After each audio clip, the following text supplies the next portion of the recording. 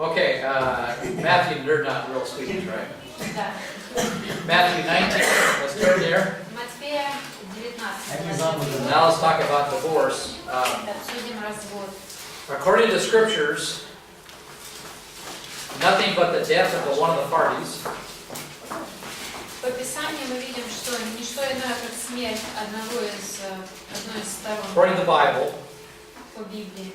nothing but the death of one of the parties, Лишь смерть одной из сторон, or adultery, или прелюбодеяние, or willful desertion can dissolve any marriage contract.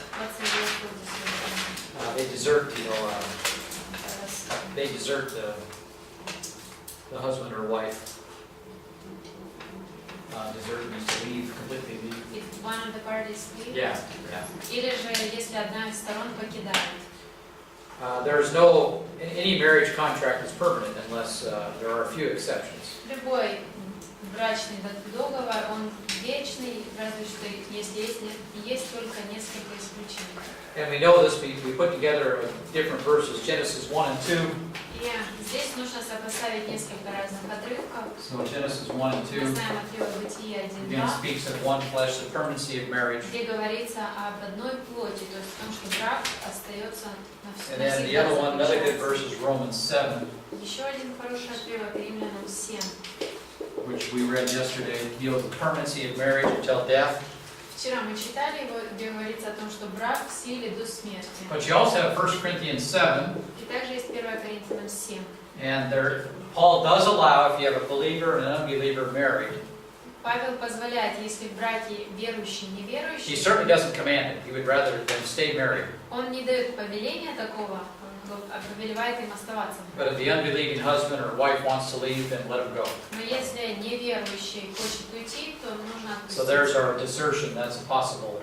То есть вот этот третий вариант, когда кто-то покидает, хочет уйти. And then also, you know, Matthew 19, Неверующий. verses 1 И and также 2. Матфея 19, 1-2. So these three here deal with the permanency of marriage. Genesis 1 and 2, Romans 7, Matthew Итак, первый, 19. второй и четвертый отрывок, они говорят о том, что брак постоянен, и And then 1 Corinthians 7 provides. а 1 Коринфянам 7 говорится о том, как можно, Yeah. когда можно уйти. In Matthew 19, there's one exception here, so this is where we see adultery. What's adultery? Прелюбодеяние. Yeah.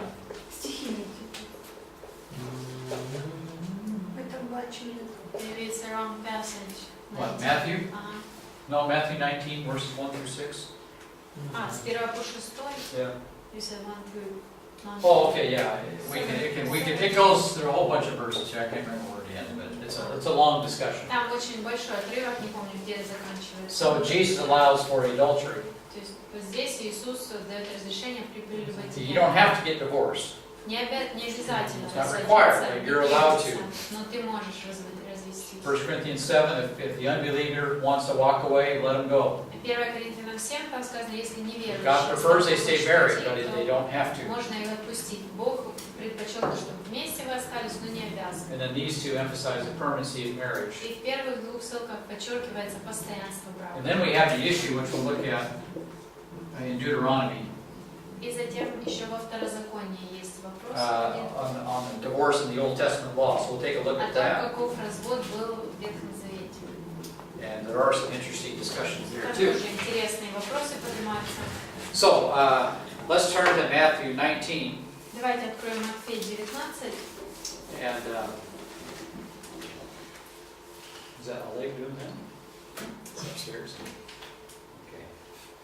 Today we have all kinds of people, they divorce for all kinds of different reasons. Сегодня многие люди разводятся по абсолютно разным причинам. The state has made it easier, Государство упростило весь этот which процесс. is part of the problem. И это тоже помогает только этой проблеме. Anything I watch the state ever do, it always destroys it. It destroys everything. И Сколько я не смотрю на правительство, всегда правительство только разрушает все. Everything they touch falls to, Все, к чему они прикасаются, распадается. including marriage. They destroyed marriage now. Включая и брак, они тоже уничтожили. And God instituted marriage. He's before the state. Но именно Бог восстановил брак, и Он над So now we got the правительством. state defining, two men as marriage, two women, that's okay. Теперь правительство решает, что брак это двое мужчин, нормально, две женщины, нормально. The state made divorce really easy to get. И государство очень упростило развод, получение развода. So God married Adam and Eve, right, before the state ever showed up. Итак, Бог обручил, поженил Адама и Еву еще до того, как было какое-либо правительство. And marriage is a divine institution set up by God, Брак это божественный институт, установленный which Богом, demands respect and reverence. в котором требуется уважение, и почитание. And God designed marriage, whether we like it or not, to be permanent with few exceptions to the rule. И Бог задумал, чтобы брак был постоянным, лишь за исключением некоторых And I случаев. know that divorce has done more damage to America than homosexuality has. И я знаю, что развод больше вреда причинил Америке, чем Okay, this has гомосексуализм. ruined kids on a vast scale. Детей огромный вред это принесло детям. And it's one of the reasons why we're in so much trouble morally. Это одна из причин, почему нравственно такая плохая Now most ситуация. people don't even hard to get married anymore. They just live with each other. Сегодня люди вообще практически не вступают в брак, просто живут вместе. One of the greatest evils which civil authorities can inflict upon society is to dissolve the marriage contract. И самое большое зло, которое правительство может внести в общество, это разорвать брачный договор. And who makes all the money in these types of situations? И кто? I'm sorry. Who makes money? Did you mean that they? Yeah, when the state dissolves marriage contracts, this is evil. They do it all the time today. The state. Dissolves means they stop being married. Yeah, they allow it to be. Yeah, they dissolve it. It's like null and void. They cancel it. Итак, кто получает все деньги при этом? Who makes all the money when people get divorced? Когда люди разводятся, кто получает все деньги? Yes, thank you. The lawyers. Yes. Exactly. And what do the lawyers do? А что делают адвокаты? Okay, they make it really easy to get divorced. Они упрощают получение Okay, развода. the lawyers are, and they're all involved in government. They lobby for the government. They make the laws. Юристы, они как раз те, кто лоббирует законы, те, кто работает на Okay, when правительстве. lawyers make laws, it's usually a bunch of foolishness. Когда юристы, адвокаты создают какие-то законы, обычно это какие-то Okay, they're глупости. making laws to make money. Они создают законы, чтобы зарабатывать деньги. They're experts at that Они operation. специалисты в этом. And I've had it with them too, И lawyers. с ними тоже я встречался, с юристами. The state, much less a lawyer, can neither make or dissolve the marriage contract. I mean, they have no authority to do that. They do it, but they have no authority to do so. И ни правительство, ни юрист, никто не может разорвать брак. Okay, it means nothing with God. Для Бога это ничего не And that's значит. all that matters. Вот что важно. And what they do is beside the point. А то, что они делают, это вообще ни о какой роли не играет. Now, the state may enact laws by which, marriage can be entered into. Ну, правительство может создать законы, на основании которых можно вступить в It брак. may provide some protection for the husband or the wife. Может быть, Usually the законы, wife. которые защищают какую-то из сторон, обычно жену. Which we will take a look at in Deuteronomy, which is interesting И here. во второзаконии мы как раз разберем эту тему, там It интересно. may remove a child from custody from bad parents. That's a possibility, I understand. Или же могут быть законы для того, чтобы забрать ребенка из-под опеки родителей, если опасность. But really, in the final announcement, these are all exceptions. Anymore, it's there all the time. Но это все больше исключения. But only God can do this. No На one else самом деле, can. только Бог может расторгнуть. The church can't do this either. Церковь тоже не может это The сделать. Catholic Church, they do their, annulments and all this type of stuff. What do They call it an annulment. No. Yeah. Catholic Church is really strict on divorce. Католическая церковь очень строго относится к разводу, But through politics, you can get an annulment. но It's kind of благодаря политике можно что-то там получить, наверное, расторжение. Там. So again, the Word of God is our only guide when it comes to marriage and divorce. Итак, Божье Слово – это единственное руководство для нас в вопросе брака And и again, развода. God is very strict on sex and И marriage. еще раз, Бог очень строго относится к браку и сексу, So He's very free in a lot of other things. но при этом много свободы из других Why? вопросов. Because if you can take care of your own family, Почему? Потому что если ты можешь разобраться со своей you семьей, can do what you want. то делай, что хочешь. Okay, you love God, Любишь Бога, you can do what you want. делай, что хочешь. Okay? So Matthew 19. Итак, Матфея, Let's look at verses 1 and 2. давайте 1-2 стихи посмотрим. And Taras, would you read verses 1 and 2? 1-2 прочитайте. І сталося, як Ісус закінчив ці слова, то Він Jesus вирушив, is teaching again. Опять Иисус That's all учит. He ever did was teach. Все, что Он постоянно и делал, учил. то Він вирушив із Галілеї і прибув до країни Юдейської на той бік Йордану. А за ним йшла безліч народу, і Він уздоровив їх тут. So, Jesus has unfinished business, right? Итак, ему нужно завершить какую-то работу. So he's going to go back to Judea. He spent most of his time in Galilee, but now he goes back to Judea. Большую часть времени в Галилее провел, теперь он возвращается в Иудею. And by the way, opposition to him was much stronger in Judea than it was in Galilee. И в Иудее намного сильнее была оппозиция по отношению к нему, чем в Галилее. And these words that he mentions here, chapter 19, verses 1 and 2, it says these words, И вот эти слова, которые здесь упомянуты, you know, the things he was teaching, in other words, 19 глава, 1-2 стих, то есть то, чему он учил. what does that mean? Что это Well, it значит? goes back to the previous verses, chapter 18. Это возвращает нас к предыдущей главе 18. So when Jesus finished these words, right, when he was teaching, Закончив говорить, закончив учить, that goes back to Matthew 18. это означает, мы возвращаемся к 18 And what's he главе. talking about? О чем он говорил? О It's чем called forgiveness. Let's read that. говорил о Italic. прощении. Давайте прочтем. Which verses? 32 through 35. С 32 Тогда царь позвал слугу. «Ах, ты негодный слуга», — сказал он, — «я по твоей просьбе простил тебе все долги. Так неужели ты не мог простить своего товарища, как я просил тебя?» Разгневавшись, царь отдал его в руки истязателя до тех пор, пока тот не выплатит весь свой долг. Yeah, so it's talking about forgiveness. Так, речь идет о прощении. Okay, and forgiveness now will easily slide into divorce here, the whole discussion Теперь with marriage. прощение медленно перетекает в вопрос развода. And if you have an unforgiving spirit, Если у тебя есть непрощение, I tell you, do not get married. не вступай в брак. It won't last. Если есть склонность к непрощению, не You're going to get married to a sinner. Потому что в брак ты вступаешь с грешником. Okay, and if you don't have a forgiving spirit, there's no way that marriage can survive. Итак, если ты не прощаешь, то тогда брак твой не выживет. So it's not surprising now that we're going to be tested with divorce here in this context, chapter 19 now. Итак, неудивительно, что в 19 главе начинают испытывать его в вопросе развода. So Jesus will go to Judea now, Теперь Иисус отправляется в Иудею. and this country is filled with lawyers, Это страна переполнена юристами, Pharisees, rulers. фарисеями, And правителями. None of them are any good. You know, usually none of them, they're really evil people, Обычно это все нечестивые люди. which we spend a lot of time looking at Мы back in the life of Christ. на курсе «Жизнь Христа» много времени выделили на They них. were hypocrites. Это были лицемеры. Jesus couldn't reach them. He tried. Иисус пытался достичь этих людей, но не смог. You know, they were leaders in a good sense. They were even leaders in a bad sense. They had a lot of money, but they were very evil about their money.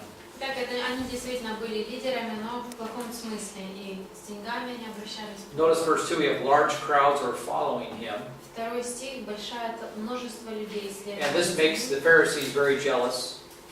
Это вызывает большую ревность у фарисеев. So now verse 3, they're going to show up once again. Итак, в третьем стихе опять они And now they're going появляются. to test Jesus with regard to divorce. They want to catch him. They're not interested in the truth. They just want to catch him with something. И они будут испытывать Иисуса в вопросе развода. Они пытаются найти, на чем его можно Okay, they want to подловить. trap people. They want to trap Jesus. И они хотят подловить Иисуса. Okay, anymore, I watch government rulers, regulations, they're setting up traps for people, to trap them. Когда я наблюдаю за правительством, за законами, которые они устанавливают, это как они пытаются ловушки расставить для людей. The healthcare law was just as a big trap set, by leaders against the American people. И Same вот type of этот thing. закон о здравоохранении тоже это была большая ловушка для людей, американского The народа. homosexual thing, this is a form of entrapment. They want to trap people. Тоже все Throw 'em это in с jail. гомосексуализмом тоже большая ловушка для людей, для того, чтобы потом сажать их в Oh, тюрьму. you're against homosexuality, you hate crime, we'll throw you in jail. Если ты против гомосексуализма, это проявление ненависти, и так мы садим тебя в тюрьму. Environmental rules, just everywhere. Законы по защите окружающей Your среды cow, he's out in the повсюду. pasture, Твоя корова ест he goes to the bathroom out in the pasture, you're ruining the water. там же и в туалет ходит, так что тебя тоже мы садим. Okay, so these are all different forms of entrapment. То есть разные формы того, как подловить людей, And загнать that's их what в these ловушку. guys are doing the same thing. И вот эти люди занимаются тем же And then they самым. have the audacity, verse 3, to talk about lawfulness, legality. Verse 3, they're lawyers. И затем в 3 стихе они даже осмеливаются говорить о законности чего-то. Everything they do destroys the law. Сами юристы, но все, что они делают, And разрушают yet these guys закон. are the lawyers, they're running the law. И притом это юристы, это те, кто управляет They love the законом. law for all the wrong reasons. И они любят закон по неверным And причинам. they twist it for their own purposes. И перекручивают для своих So now a целей. question about divorce. Итак, теперь вопрос поднимается о разводе. Let's read that, verse 3.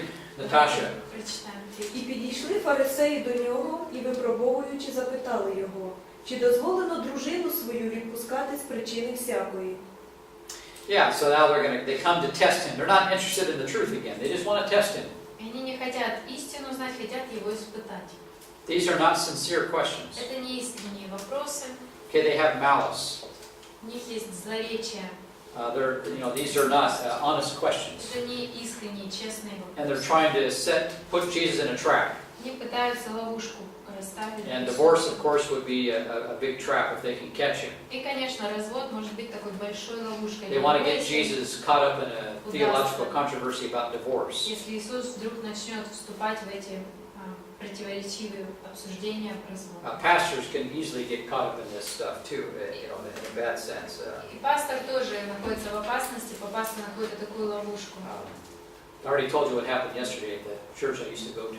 Вчера я же вам рассказывала, что произошло в Over a церкви, husband and куда wife я that- ходила. Eventually got a divorce. The church split 3 ways. Из-за мужа и жены одной пары, которые в конечном итоге развелись, Some церковь people вся went for the разошлась на 3 группы. woman's side. Одни встали на сторону жены They left. и ушли, Some people went for the man's side. They другие left. на сторону мужа и ушли, And the neutral side, they were left. а нейтральная сторона осталась. And the neutral side, by the way, were the group of people that may have been the less spiritual. It's hard to say. И трудно Kind of сказать, но может быть вот эти нейтральные люди как раз менее духовные люди. Что интересно. It's bad stuff. В общем, все это некрасиво. Плохое. So is it lawful for a man to divorce his wife according to any cause? That's the question here. Итак, вот их вопрос. Законно ли для мужчины разводиться по какой-то причине с женой? And this was a question which they were sure Jesus would not be able to answer. И они были уверены, что на этот вопрос у Иисуса не найдется ответа. And no matter how Jesus answered it, the Pharisees assumed here that Jesus would be in difficulty. И как бы он ни ответил, они считали, что он окажется в трудном положении. Even in those very strict days, supposedly in marriage, a lot of different answers came forth. Даже в то время, когда более суровые, казалось бы, были законы в браке, все равно разные ответы So they вызывали. assumed that Jesus will dig himself a hole, Итак, они рассчитывали на то, что Иисус сам себе выкопает. and whatever he may say, they can use it against him. И что бы он ни сказал, они смогут использовать это против него же. And then notice they throw out that term for any cause, for И any reason. обратите внимание, что они даже используют термин «по любой ли причине». Okay, the looser the terms of the question, right, the looser it is, Итак, чем more менее leeway. конкретный твой вопрос, the more likely you can entangle somebody into a controversy here. тем больше возможностей у тебя будет подловить человека в каком-то спорном вопросе. And of course, divorce is really an inescapable fact of the ministry. Конечно It's, же, it's развод very это sad. неизбежный факт в любом служении. Очень печально это. Now, the husband in the Old Testament was given a right to divorce by an express provision of the law. И по закону в Ветхом Завете муж имел право развестись. That's Deuteronomy 24, verse 1. Второзаконие 24:1. So he's loosely quoting from Deuteronomy 24, verse 1. Let's turn there. Итак, этот человек так общими терминами цитирует, ссылается на Второзаконие So 24:1. Deuteronomy 24, verse 1. And Vladimir, Pashas, would you read? Если кто возьмет жену и сделается ее мужем, и она не найдет благоволения в глазах его, потому что он находит в ней что-нибудь противное, и напишет ей разводное письмо, и даст ей в руки, и отпустит ее из дома своего. So notice here that she finds no favor in his eyes because he has found some indecency in her. Итак, обратите внимание, она ему опротивит, потому что он найдет в ней что-нибудь позорное. The term indecency is undefined. We don't know what that means necessarily. Позорное очень общее, нет определения. It's not strictly defined. Нету строгого определения. Which is why the Pharisee asked Jesus, for any reason at all. И поэтому фарисеи задают по любой вообще причине. And it's unlikely that indecency here means adultery. Very unlikely. И, скорее всего, вот это позорное не означает здесь прелюбодеяние. Почему? What do you do in cases for adultery? What happens? Если случай прелюбодеяния произошел, что делать? Capital punishment, yeah, so that's an easy. Смертная казнь. But we can solve this problem very Эту quickly. проблему можно легко. So it can't be that one. Итак, значит, не это здесь Unless, of course, they have to determine the cause, and this is part of that case. That may be. Может быть, нужно разобрать причину, может быть, это к этому относится. Let's turn to Deuteronomy 22. Давайте откроем Второзаконие 22. Start in verse 22. С 22 стиха. Anatoly, would you start there, please? Анатолий, начните с 22. Если найден будет кто, лежащий с женой замужней, то должен предать смерти обоих, и мужчину, лежавшего женщину, и женщину. И так истреби зло Израиля. All right, so capital punishment. Итак, смертная казнь. Very strong. Очень сильно. Verse 23. 23. Если будет молодая девица обручена мужу, и кто-нибудь встретится с ней в городе и ляжет с ней, то обоих их приведите к воротам того города и побейте их камнями до смерти.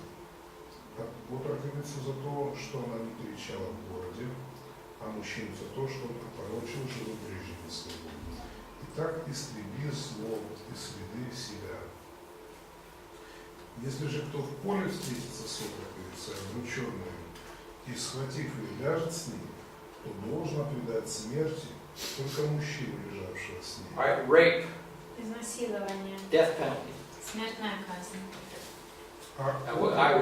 There needs to be more of that. Я думаю, что больше распространения должно быть вот This такого rape stuff наказания. is horrible. Потому что все вот эти изнасилования, это просто ужасно. Capital punishment. Смертная казнь. Even for the man, right? Для мужчины. Because he's the one who does the raping. Потому что он тот, кто And изнасилует. anymore, the women do this now. И даже женщины... Yeah, in делают schools in это. America, you got women raping boys, young boys, teenage boys now. This Есть goes on. в школах тоже в Америке женщины, которые насилуют маленьких мальчиков. It's a madhouse. It's just absolute madness. Сумасшедший дом. Keep reading. Дальше. А отроковица ничего не делает. На отроковице нет преступления смертного, ибо это то же, как если бы кто восстал на ближнего своего и убил его, и он встретился с нею в поле. Хотя отроковица обрученная кричала, но некому было спасти ее. Or you give benefit to the doubt for the girl out in the field. Okay. То есть, если в поле это произошло, то тогда помиловано, ничего не делают девушки. Дальше. Если кто-нибудь встретится с девицей необрученной, схватит ее и ляжет с ней, и застанут их, то лежавший с ней должен дать отцу отроковице 50 сиклей серебра, а она пусть будет его женой, потому что он опорочил ее. Во всю жизнь свою он не может развестись с ней. So again, these are very strict laws. People don't care about these things anymore. Очень суровые законы, людям уже плевать на это все. But God does. Но Богу нет. And that's really all that matters. И вот что важно на самом деле. So, but I do not think the indecency mentioned in Deuteronomy 24, verse 1 is adultery, because it already tells us what we do here. Итак, я не думаю, что 24 в первом стихе сказано позорно, имеется в виду прелюбодеяние, потому что как раз в 22 главе только что это было оговорено. Now, it may include that, Может быть, это включает в себя и это, but it probably means something more or something different. но, скорее всего, означает что-то другое. Let's go back now to Deuteronomy 24. So Давайте again, notice вернемся. the indecency mentioned here. В 24 главе, где упомянуто что-то позорное, He has found some indecency. так найдет. This is what the Pharisees want to know, supposedly. Вот что интересовало фарисеев. Now, according to some Jewish scholars of the day, И некоторые ученые еврейские того времени the reference to indecency did mean unchastity or adultery.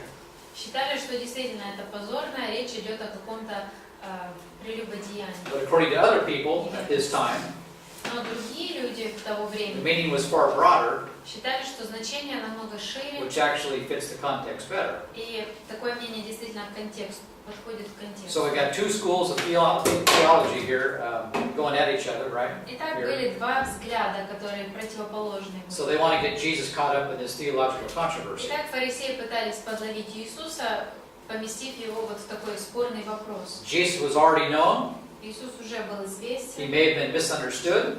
может быть, его неправильно поняли. They thought he was a glutton and a wine bibber. Они думали, что он пьяница и обжора. Okay, those who are more strict probably assumed that Jesus was more liberal. In other words, more. А те, кто были более строгими, наверное, считали, что он либерал. And it was popular in those days to be that way a little bit, to some extent.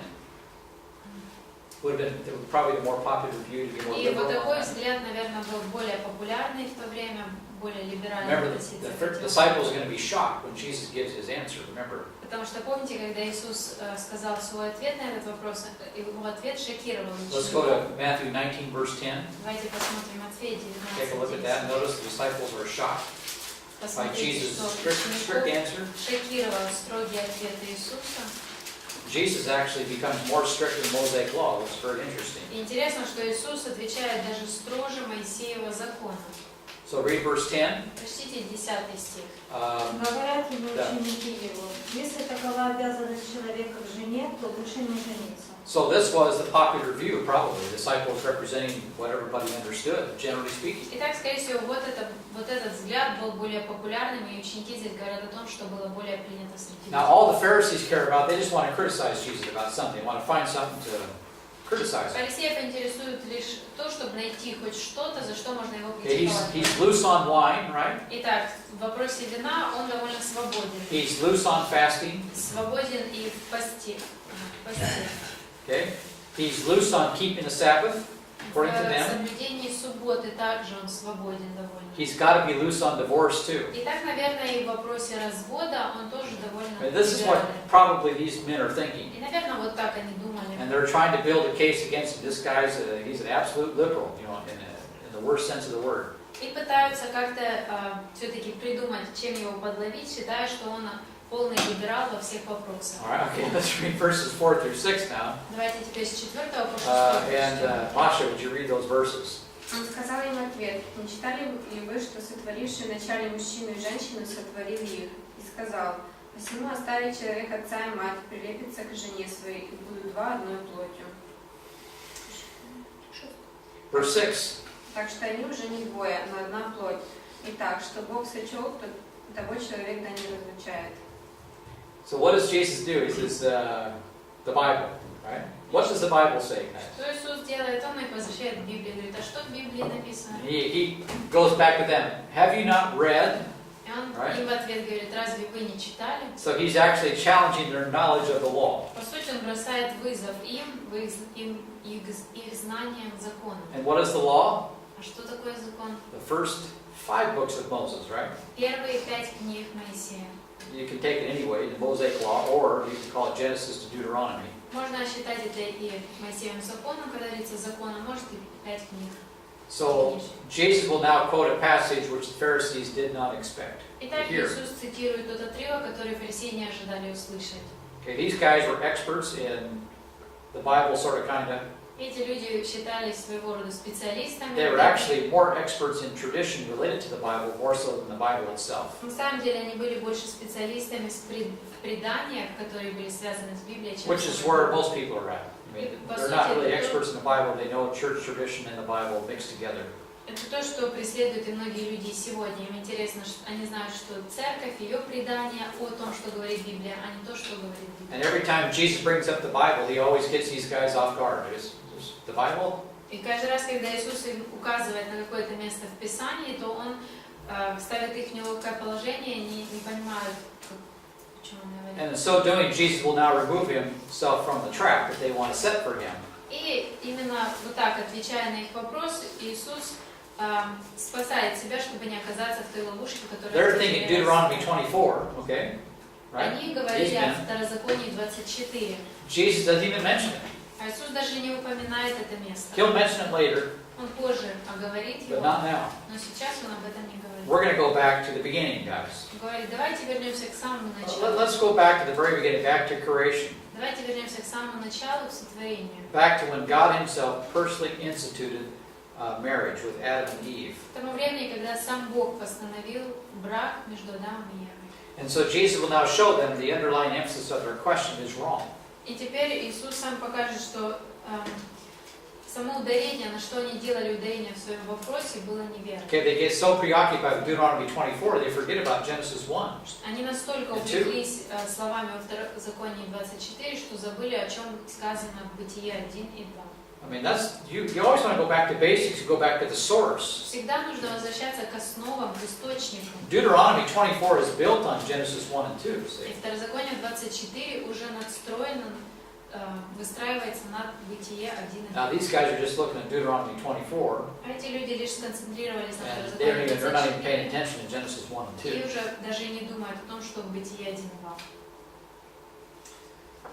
So they think that they know the answers, but they really don't. Итак, им кажется, что они знают ответы, но на самом деле нет. And so Jesus will catch them off guard regarding, have you not read? Итак, теперь Иисус застает их врасплох, говоря, разве вы не читали? Notice the authoritative from the beginning, right? Также Have you обратите not read внимание на from вот the эту фразу, beginning? что с самого начала, в начале. Это What то, did God do? He chose them to make them male and female. что Бог сделал, Он выбрал сотворить их мужчиной и женщиной. God did not give to Adam many women, Бог не давал Адаму несколько женщин, okay, only one. лишь одну. And moreover, so we're teaching monogamy here, right? И здесь тоже Он учит их Okay, моногамии. what do we believe in? Во что мы верим? Monotheism, right? Моно- We believe in monotheism, Мы yes? верим в монотеизм, And правильно? these are connected. These ideas are actually connected. И вот эти идеи здесь связаны. What did God consider adultery, spiritual adultery? Что Бог считает духовным прелюбодеянием? The worship of other gods, right? Поклонение другим богам. So again, Правильно? very similar here. Итак, здесь очень похожая So идея. we have a monotheistic God, Итак, монотеистический Бог, Genesis 1 and 2, Бытие 1-2, sets up what? Monogamy as terms of marriage and sex. устанавливает моногамию в сексуальных отношениях и в браке. And the scriptures, the Bible, И Писание, Библия equates the act of sex, one flesh, with marriage. приравнивает... It puts sex and marriage together. Он приравнивает секс и брак. And so those who decide to marry must view marriage as a divine institution. И те, кто вступает в брак, они вступают в божественный институт. It's a divine institution. Marriage is set up by God, a divine Брак institution. установлен Богом, это божественный институт. And it's not something which the state can really say anything about. God has done this. На самом деле не то, о чем правительство может принимать какие-то решения, потому что Бог это придумал. And these are sexual terms here. When it says one flesh, these are explicit sexual terms, И вот здесь, когда он говорит одной плотью, это такие яркие сексуальные термины. which we already looked at yesterday. И мы вчера рассмотрели уже. So Jesus now is going to underline, notice the unity of the one flesh. Итак, Иисус подчеркивает единство, одна плоть. He mentions it in verse 5, he restates it in verse 6. В 5 стихе он говорит об этом, еще раз повторяет в 6. So the unity of the husband and wife is symbolically or perfectly symbolized by the sexual act. Итак, единство в браке идеально символизируется единством в сексуальном при сексе. So that the married couple, the man and the woman, are no longer what they were, two isolated individuals. Now they are one. Итак, муж и жена уже не остаются теми, кем они были до этого, отдельными двумя людьми, они становятся одним. So now they're bound in the closest and most intimate of human relationships. They become one flesh. Теперь они связаны самыми близкими, сильными отношениями человеческими и становятся одной плотью. This is a physical reality, let alone a spiritual reality. Это физическая реальность, не говоря уже о духовной. And as such, that when you talk about divorce here, Поэтому, когда речь заходит о okay, everybody разводе, already they forget about this. все Genesis 1 and забывают 2 об is just этом. ignored. Бытие 1:2 вообще игнорируется. The two become one. This is not just some abstraction. This is a physical, sexual reality. Двое станут одним, это не просто какая-то абстракция, это физическая реальность. Marriage is one of the closest and of earthly unities there is. Брак – это один из самых сильных земных союзов. And becoming one flesh is a relationship that befits a husband and a wife only. И стать одной It's плотью. only for them. There's not three people. There's not, И стать одной плотью – это включает только двух людей, мужа и жену, не может быть там трех. And this is not some casual relationship that we see today being promoted everywhere. И это также не какие-то поверхностные, не сводятся эти отношения на какой-то обыденный уровень, как сегодня мы видим. And God set it up to be treated with respect and reverence. И также Бог постановил, чтобы к этим отношениям относились с уважением и почтением. And this must be understood first before we go to Deuteronomy 24. И вот это то, что нужно понять до того, как ты читаешь Второзаконие 24. And then yesterday, this is not just sexual either, by the way. И также не только сексуальный аспект. As we pointed out yesterday, leave and cleave, it's geographical too. Как вчера мы говорили, что нужно оставить и прилепиться, то есть It's also географически. financial in that sense. И также финансовый. In the Greek, interestingly enough, when it says leave your parents, a lot of times in the Bible it means to abandon, not your parents, but the same word is used means to abandon. И в греческом то же самое слово, где сказано оставить отца и мать, используется также слово покинуть, бросить, покинуть. So when a man marries, he's entering into a new and very intimate relationship that takes precedence over all other ties. Итак, когда человек It's вступает more в important брак, than mom and dad. то он вступает в такой союз и в такую связь, которая превосходит все остальные связи в его жизни. So Даже nothing else связь comes с мамой. close to it. Итак, ничто не сравнится с этой связью. Not even your family, Даже your твоя семья, relatives. твои родственники. So one must abandon one's home and family and set up a new home. Так человек должен оставить свой дом, свою семью и установить новый дом. And even mom and dad must stand out of the way, Даже second place compared to the wife. С папой должны стоять в стороне и занять второе место после жены. Now in antiquity, this was a very, you would not do this. Leave mom and dad. В древности это сделать невозможно было, оставить маму и папу. Very unnatural. Это было очень неестественно. And in places where Christianity has not taken root, this is actually very typical. И в тех местах, где христианство не укоренено, очень типично это для тех You людей. got families, they all live in one, everybody lives there. Когда семья Relative, живет вся вместе. cousins, everything. Там родители и братья двоюродные, и все. And this is anti-biblical. Это противоречит Библии. Heathen society is filled with this kind of activity. What kind of society? Heathen, pagan. Языческое общество как раз насыщено вот такими реалиями. And so Jesus here views Genesis 1 and 2 as a divine institution or ordinance. It's not a mere description. Итак, Иисус в данном случае рассматривает Бытие 1:2 как божественно установленный институт. I mean, this is not some idyllic relationship, okay? That's not the point here. Они какие-то над самым идеалы. Idyllic, something like idealistic, Это не какие-то идеалистические отношения. No, I mean, notice what he says here, especially verse 6. Обратите What God внимание, has joined together, let no man separate. что он говорит в 6 стихе, что Бог соединил, то человек не должен Okay, разделять. nobody can get in there and stop it. Никто не может просто ворваться в эти отношения и остановить. That's a command. Это повеление. That's a command for lawyers and for the state. Это повеление и для юристов, и для правительства. And of course, let alone the people who get divorced. But there's going to be a lot of hell to pay for lawyers who help to get this done. Конечно, люди сами разводятся, и много придется им выплатить и уплатить за то, что They're going to pay. The payday is coming, folks. и день отплаты, он придет. All this evil we see around us, that people are getting away with all kinds of things, but the day will come, they will not. И все то нечестие, которое мы видим, сходит людям с рук, наступит день, когда уже это And будет. God's going to pay them all back for И everything, Бог отплатит всем за все, including stuff like this. включая и подобные вещи. So God will join this together and that no man can separate. Итак, Бог соединяет это, никакой человек не может это разделить. So our Lord thus decides for the lifelong it's perpetual marriage. Итак, Бог определяет, что брак, он должен быть на всю жизнь. And then what do we mean by, divorce for any and every cause? Well, anyway, И that's поэтому secondary. те разводы, которые мы по разным причинам совершаем, это уже второстепенно. All right, verse 7. So now that brings up the question. Okay, then why Deuteronomy 24 then, right? И теперь 7 стих. Почему они взяли Маша, Второзаконие пожалуйста. 24?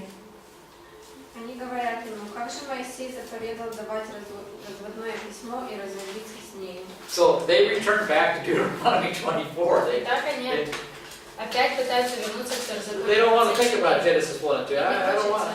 What about Deuteronomy 24? Не хочется думать о Бытие 1:2, они опять возвращаются к Второзаконию 24. Okay, which is what a lot of people do with Bible verses. They pick on their one verse, right?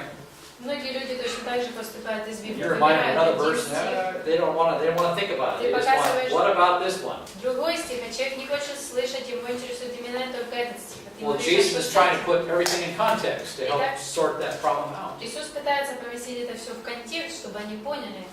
So now they're asking, why did Moses Теперь они command to give a book of divorce, divorcer? спрашивают, почему Моисей тогда разрешил давать жене разводное письмо и отпускать ее? Notice what they say here, verse 7. Посмотрите, что они говорят. 7 Why стих. then did Moses command Почему Моисей повелевал to give a certificate of divorce and send her away? жене разводное письмо и отпускать ее? Okay, they assume that everything the law says is a command, all right? Так, они предположили, Right? что все, что в законе сказано, это повеление. That's a problem. И в этом проблема. They've already got themselves off on the wrong foot here. Они уже встали не на тот путь. So they're going the wrong direction here. God never commands divorce, ever. Бог никогда не повелевал So they just разводиться. made a jump here. И так они немножко перескочили уже They've gotten off track. и сбились с пути. So they're asking the question, why did Moses, the great lawgiver, command divorce? И так они спрашивают, почему тогда Моисей повелевает развод? Divorce is in the law, Развод есть в законе, therefore they concluded Moses commanded it. поэтому они пришли к выводу, что Моисей повелел разводиться. But Moses didn't command anything. Но Моисей никаких таких He повелений. barely tolerated it. Он едва мог снести He развод. also greatly regulated it, Он также дал много законов, правил по разводу. which we're going to see here shortly. Мы увидим это вскоре. So Genesis 1 and 2 should have already told the Pharisees that Moses never commanded divorce. Never. Итак, Бытие 1 и 2 уже должны были подсказать фарисеям о том, что Моисей никогда не давал See, повеления and разводиться. who wrote Deuteronomy 24? Кто написал Второзаконие Okay, the 24? same guy who wrote Genesis 1 and 2. Тот же Okay? человек, кто написал Бытие 1 и 2. And so Moses already laid this out in the very constitution of nature, creation itself. This is marriage. И Моисей Already been laid out. уже оговорил этот вопрос саму природу и сотворение брака. So from the beginning, Так, the вначале two become one. двое станут одним. This should discourage divorce.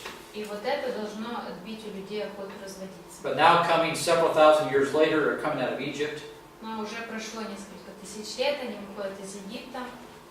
divorce, I'm sure, is an epidemic. People want to get divorced. Наверное, развод уже стал эпидемией, люди хотят развестись. And so we're going to regulate this, И нужны правила для этого процесса. which is what Moses does in Deuteronomy 24. Вот именно этим Моисей занимался в Второзаконии 24. So what Moses is going to do is there's going to have to be it's going to have to be brought to the court. Итак, что Моисей им говорит? Нужно предстать пред судом. Okay, it can't be just a mere hasty word. Это не может быть просто You на know, словах You want сделать to get это. bored, you walk away. It's going to have to be something official. You Хочешь want this done. развестись, просто встал и ушел. Нет, должно And it must be in официально, writing. в письменном виде. Of course, our lawyers now have taken this all to task. Сегодня, конечно же, наши юристы этим всем But there's going to have to be a public hearing, in other words. Но другими словами, должно произойти публичное Okay, husband, okay, you come up here. Муж должен быть. You want to get divorced? I want to see the reason why. Хочешь развестись, я хочу послушать причины, почему. Let's have a sit-down discussion about this. Давайте сядем и обсудим. Okay, what's he going to write in there? Что он напишет? Yeah, my wife burned my dinner, you know. Жена сожгла мой ужин. Now, later on, that's what happened. Позже так и произошло. Происходило. But a real judge is going to look at that and say, I don't think that qualifies. Но настоящий судья бы, глянув на это, сказал, я не думаю, что это соответствует. So, okay, you find some indecency in there. Okay, I want to see it. Let's see. What is it? Ты нашел что-то позорное в ней, давай, я хочу послушать, что это. So what Moses is doing, he's actually regulating divorce. Итак, по сути, Моисей выдает правила, And we're going to законы make для this more развода. official. И он делает это более официальной процедурой. So there was allowed in certain cases, again, divorce, Опять-таки, в некоторых случаях был позволен развод, if he could show the decency was something true. если человек мог доказать, что And he would have to demonstrate, he'd have to prove this in a court of law. и нужно еще и в зале суда доказать это. Now, what is this for? This is actually for the women. Для чего это? На самом деле это рассчитано для женщин. Well, what about these women in those days? They had nothing. They had no. Подумайте, женщинах в то время, у них ничего не было. Supposedly, men had the right to divorce his wife, but not the other way around. Предполагалось, что у мужчины есть право разводиться с женой, а не наоборот. So what is Moses doing? He's actually protecting the wife, Итак, что Моисей делает? По сути, он защищает жену. so that she can't be divorced for any dumb reason that you can think of. И тогда уже нельзя просто так взять по глупой причине, взять и развестись с этой женщиной. So Moses steps in to give protection to the wife, so she could not be tossed out of her home Итак, for any and Моисей every reason. вступается за женщину и защищает ее, чтобы нельзя было ее выбросить из дома по любой глупой причине. So before Deuteronomy, again, women were in a much more difficult position. Итак, до Второзакония женщины находились в намного более сложном положении. Okay, there was no law. Не было закона. It was, so people could do what they wanted to. Итак, люди могли делать, что Throw her захотят. out of the house, Выставить and из there's no дома. discussions about anything. Just throw her out. Не You're надо done. ничего обсуждать, выставляется за дверь, до свидания. And of course, that would be very easy for a patriarchal society. Особенно легко это было в патриархальном обществе. And so Moses says, okay, you want a divorce? I want to see the reason. Let's see it. Моисей сказал, хорошо, хочешь разводиться, я хочу видеть причины. So really what Moses is doing, he's regulating to give protection to the women. Итак, по сути, Моисей устанавливает правила для того, чтобы защитить женщин. Certificate of divorce was for the wife's protection. Разводное письмо было предназначено для защиты женщины. And until the husband gave his wife a certificate of divorce, she was still his wife. И when he gave it, Until he gave his и wife. пока он не вручит своей жене вот это разводное письмо, женщина оставалась его женой. Her position might still be difficult, of course, if it was granted.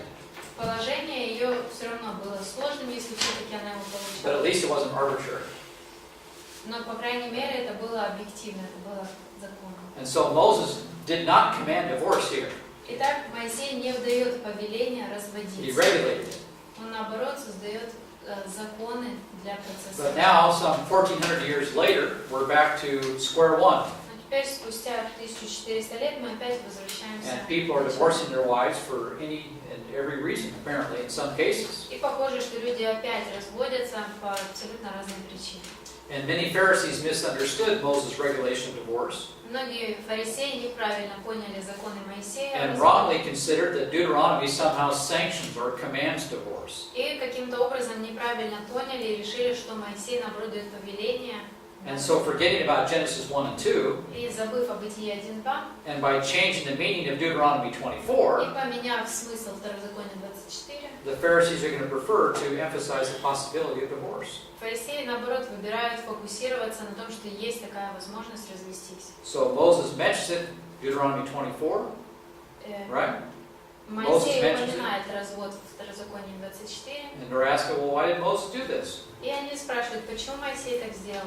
All right, verse 8, 8 стих, let's read that. Here's the answer. вот ответ. So why did Moses do this? Почему Моисей так сделал? Natasha. Він говорить до них, то за ваші жорстокосердя дозволив Мойсей відпускати дружин ваших. Спочатку ж так не було. Yeah, so verse 8, because of the hardness of your heart, that's why. Из-за жесткости ваших сердец, вот почему. Okay, are you willing to admit you have a hard heart? Готовы ли вы признать, что у вас жесткие сердца?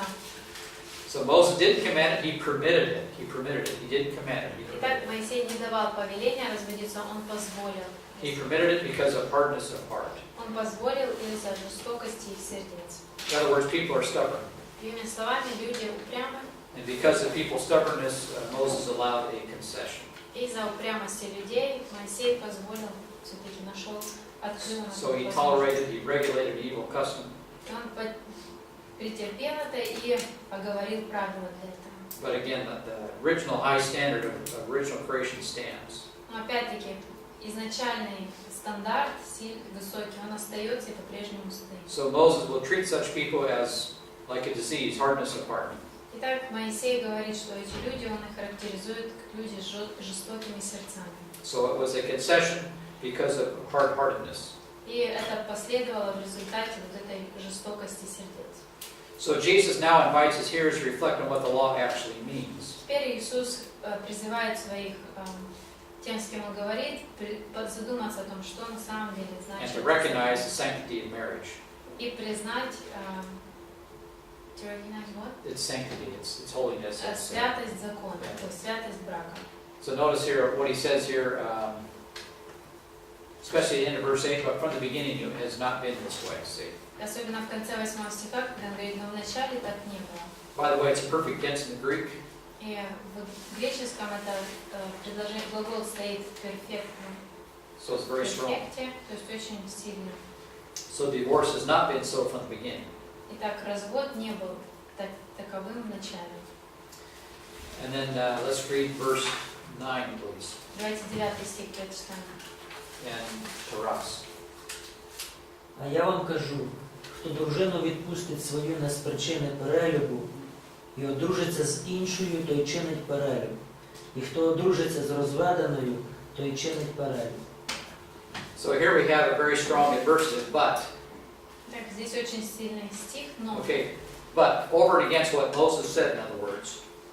опять снова, что Моисей сказал, другими словами. Just like Sermon on the Mount, Jesus is going to correct a lot of things from his point of view. Точно так же, как и на Нагорном проводе, Иисус исправляет многие идеи, As the Son of God. будучи Сыном Божьим. He said, he who commits adultery, or whoever divorces his wife, commits, adultery. Здесь он говорит, что каждый, кто разводится со своей женой, кроме как по причине ее измены, нарушает супружескую верность. Except for immorality. Кроме как по причине ее измены. So Jesus gives one exception to where divorce is allowed. Итак, Иисус дает лишь одно исключение. If you have someone involved in adultery, that obviously adulterates the marriage relationship. Кто-то в измене увлечен, то это также измена приходит в брак. And so this allows divorce. И в результате тогда разрешается развод. And there was probably more than a few Pharisees that had divorced their wives. И, наверное, большое количество фарисеев развелись со своими женами. And they're living with another woman. So Jesus is basically accusing these guys of adultery. И живут с другими женщинами. И, по сути, он обвиняет этих людей в прелюбодеянии. And we know this from Luke 16. Нам это известно из Луки 16. Where he nails him with that. Когда он как раз и ударяет по этому вопросу. So probably some Pharisees were involved in this. Так, наверное, некоторые фарисеи как раз этим и занимались. And by the way, adultery is not the unpardonable sin, okay? И измена, прелюбодеяние – это не непростительный Old грех. Testament law, you can die for it. В Ветхом Завете по тому закону ты мог умереть за это. But at this time, no one can do capital punishment, Roman law, right? Но теперь уже при римском законе никто не может совершать смертную казнь. This is probably part of it too. Remember later on they try to get Jesus. They pull out someone's committed adultery, right? John 8, you know the passage? Наверное, с этим и связана ситуация, когда в Иоанна 8 они выбирают кого-то, They caught her in the act, застали женщину Supposedly. врасплох, ну, по крайней мере, по их словам. and they okay, adultery, you need to kill her, right? И говорят, прелюбодеяние, тебе нужно убить ее. So what are you going to do? Что делать? If they kill her, then the Romans are going to say you can't do that. Если они убьют ее, то римляне скажут, нельзя это делать. We're going to get Jesus in trouble again. И так они пытаются опять Иисусу создать So проблему. Jesus says, well, Иисус говорит, He gets out of it again. I и mean, опять-таки он he was выбирается so из wise. этой You know, ловушки. you and I struggle with everything, but he just had the perfect answer for everybody. Нам с вами трудно понять вообще, как все разобраться во всем, а у него идеальный ответ во всех ситуациях. So he says, well, he who has not sinned, let him cast the first stone. Он сказал, тот, кто не грешил, пусть бросит первый камень. These guys got rocks in their hands, supposedly. И они, наверное, уже с камнем в руках стояли. Jesus probably is writing in the sand, Иисус на песке пишет что-то. probably writing down their sins. Скорее всего, пишет их грехи. That's my view. Это мое мнение. He doesn't make it public, he just sort of writes in the sand there, just keeps it private. Не провозглашает на все услышание, но пишет. He shows those guys, I'm the Son of God. Показывает этим людям, что я Сын And Божий. you guys have probably done worse than what she's done. И вы, наверное, делали похуже, чем то, что So they all take off. They all они leave. все Time отступают to и go. уходят. So, and they say, "Das begun to Jesus," and then Jesus looks at the woman, "Where are your accusers?" И прощаются с Иисусом. Иисус оглядывается на женщину и говорит, где твои обвинители? Oh, they all left me. Все ушли. Well, I don't accuse you either then. We have no court of law here, there's no witnesses. Не обвиняют тоже, у нас не зал суда, и свидетелей у нас And he нет. says, now go and sin no more. И говорит, иди, больше не греши. You know, all this stuff is, it's just sad. Все это просто печально. Hardness of heart. Жестокость сердец. And we have a lot of Christians do it too. I mean, Многие is христиане it okay это for делают. Christians to get divorced, hardness of heart? Well, that's a good question. Можно ли христианам разводиться из-за жестокости сердец? I strongly recommend against it. Я бы сурово стоял против этого. If you do, you commit adultery, Если ты совершил прелюбодеяние, and God will judge если ты adultery. разводишься, ты совершаешь прелюбодеяние, и Бог с тебя спросит. Hebrews 13, verse 4. Евреям 13:4. More than likely, that will show up especially in your kids. И, скорее всего, это даже проявится в There are твоих детях, consequences. потому что последствия есть. And so people don't get out of anything. Итак, людям ничего не сходит с рук. So Jesus does allow adultery as one reason to get divorced. Итак, Иисус допускает, что прелюбодеяние и измена может быть одной из причин для And then развода. we know 1 Corinthians 7, Paul adds another, the unbeliever. В 1 Коринфянам 7 мы знаем, что Павел упоминает ситуацию, если неверующий в браке. Okay, let's see here. Let's read verses 10 through 12. Давайте с Then 10 we'll call it по quits for today. 12 и завершим. And Vitalik, пожалуйста. Ученики сказали Иисусу, если обязательства мужа к жене так строги, то лучше вообще не жениться. Иисус ответил, не все понимают мои слова, а лишь те, кому это дано. Некоторые родились скопцами, других такими делали люди, а третьими отказались от брака ради небесного царства. Пусть те, кому это дано, поступают так. Yeah, so there are some cases where people will not get married, that's okay. Есть случаи, Right. когда люди не вступают в брак, это нормально. Like Paul. In fact, he said it's better. Как Павел, и даже Павел говорит, что это лучше. But only if you can live that way. Most people can't. Но только если ты можешь жить так, а если большинство людей не могут. So most people are going to be married. Итак, большинство людей вступят в But брак. when you get married, Но когда вы вступите, it's permanent. то это уже навсегда. And don't try to get out of it so quickly. Не пытайтесь быстро выбраться оттуда. All right, let's close in prayer. Давайте завершим Another молитву. difficult subject, like everything in the Bible is difficult. Еще один сложная Doesn't matter тема, what it но в is. Библии Let's close in все prayer. сложные And темы. we'll get ready for tomorrow. We'll start talking about kids. Завтра I мы mean, будем this is, говорить it о just gets детях, better. и все только лучше и лучше You have to pull out the становится. stick. You have to pull out the stick, Нужно the достать. rod. The rod. Нужно достать хлыст. Палку. Спасибо, those offerings.